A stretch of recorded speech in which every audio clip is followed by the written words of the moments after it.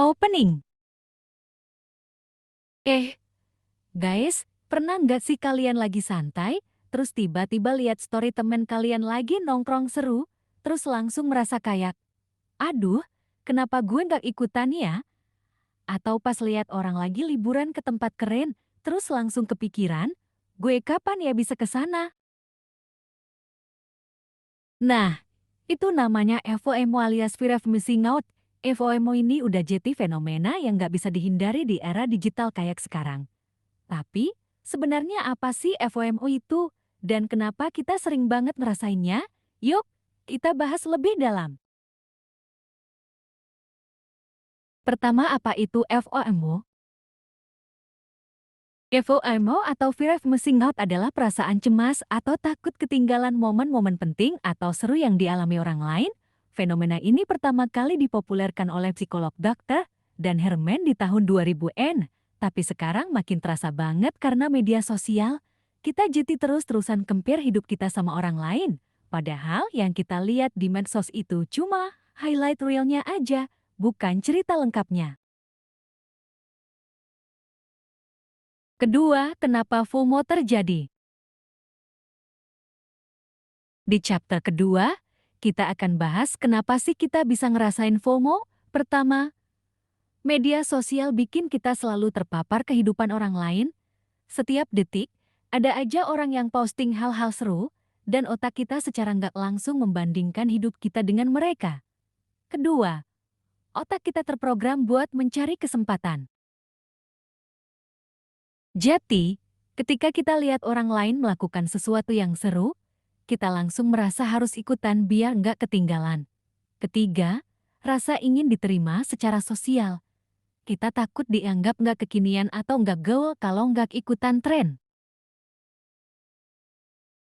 Tiga, dampak FOMO pada kesehatan mental.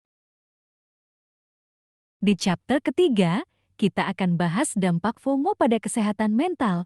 FOMO nggak cuma bikin kita merasa cemas, tapi juga punya dampak serius loh, terutama buat kesehatan mental. Beberapa dampaknya antara lain, 1. Stres dan kecemasan terus-terusan membandingkan hidup kita sama orang lain bikin kita merasa nggak pernah cukup. 2. Kurang tidur, banyak orang yang begadang cuma buat scroll-scroll medsos biar nggak ketinggalan update. Ketiga, kecanduan media sosial. Semakin sering kita ngerasain FOMO, semakin sulit kita lepas dari medsos. 4. Hilangnya fokus, kita jadi susah fokus sama hal-hal yang penting karena terlalu sibuk memikirkan apa yang orang lain lakukan. Keempat, contoh nyata FOMO dalam kehidupan sehari-hari. Di chapter keempat, kita akan bahas contoh nyata FOMO yang mungkin sering kita alami. 1. Liburan, lihat teman lagi liburan ke Bali atau luar negeri, terus kita langsung merasa harus liburan juga, padahal budget lagi nggak ada. 2. Belanja, lihat orang lagi unboxing barang baru, kita langsung merasa harus beli juga, padahal nggak butuh. Ketiga, event atau konser, lihat orang lagi nongkrong di event seru, kita langsung merasa harus ikutan, padahal sebenarnya nggak terlalu tertarik. FOMO ini bisa bikin kita ngeluarin uang atau waktu yang sebenarnya nggak perlu, cuma karena takut ketinggalan. Kelima, tips mengatasi FOMO. Di chapter kelima, kita akan bahas tips mengatasi FOMO. Nah, biar kita nggak terlalu sering kena FOMO, ada beberapa tips nih yang bisa kalian coba. 1.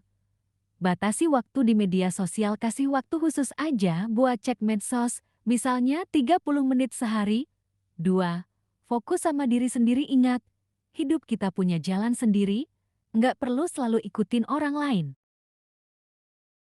Ketiga, bersyukur, coba deh inget-inget lagi hal-hal positif yang udah kita punya. Nggak semua yang kita lihat di medsos itu lebih baik dari hidup kita. Kok? 4. Jadikan FOMO sebagai motivasi. Kalau FOMO bikin kamu pengen mencoba hal baru, jadikan itu sebagai motivasi, tapi pastikan itu beneran sesuatu yang kamu inginkan, bukan cuma ikut-ikutan. Keenam, fakta menarik tentang FOMO. Di chapter terakhir, kita akan bahas fakta menarik tentang FOMO. Tahu nggak sih, menurut penelitian, 70% orang dewasa muda pernah ngerasain FOMO. Bahkan, 56% pengguna media sosial merasa cemas kalau nggak bisa cek notifikasi atau update terbaru. Ini nunjukin betapa besar pengaruh FOMO dalam kehidupan kita sehari-hari. Tapi, dengan aware sama fenomena ini, kita bisa lebih bijak dalam menggunakan media sosial. Closing. Jadi, guys, FOMO itu wajar sih, tapi jangan sampai bikin kita lupa bersyukur sama apa yang kita punya. Ingat, hidup kita juga punya momen-momen seru sendiri, kok. Yuk, mulai sekarang, kurangi FOMO dan fokus sama kebahagiaan kita sendiri. Kalau kalian pernah ngerasain FOMO, komen di bawah, cerita pengalaman kalian. Jangan lupa like, share, dan follow buat konten-konten seru lainnya. Sampai jumpa!